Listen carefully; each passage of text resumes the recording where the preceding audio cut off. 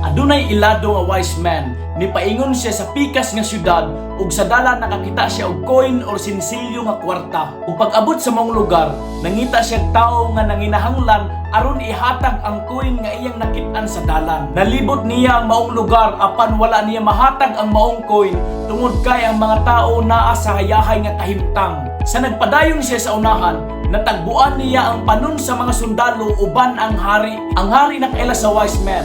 Busa ang hari nangayog talambagan kung unsay angay nga buhaton aron magmadaugon sila sa gyera kay ilang sakupon ang pikas nga gingharian.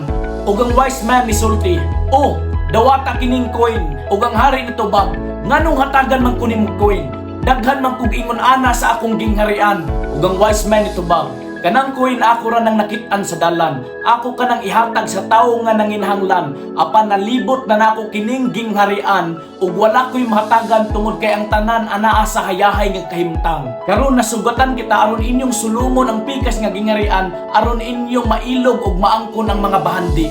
Dawata ka ng coin aron madungagan pa ang imong kabtangan." Ug na-realize sa hari nga sa ilang gingharian siya ra di ang dili kontento bisan daghan siyang mga bahandi. Speaking of dili makontento, for me, pwede na positive or negative. Positive siya sa sitwasyon nga dili ka makontento nga high school ra, so man-inspire ka nga muskwela ka college. Dili ka makontento nga motor lang, so maningkamot kag trabaho nga makasakyanan. Dili ka makontento nga ang inyong balay gubaon, so maningkamot kag diskarte nga mahimo kining nindot. Apan ang pagkadili kontento negative kini kung mao kini ang hinungdan nga mahimo kang masuyaon ngadto sa uban. Tungod kay dili ka kontento, himuon nimo ang mga dautan nga binuhatan. Idaw nimo ang imong isig ka tawo aron lang maangkon ang imong gusto. Tungod kay dili ka kontento, dili nimo ma-appreciate ang mga butang nga naa sa imuha, hinungdan nga ikaw magul-anon.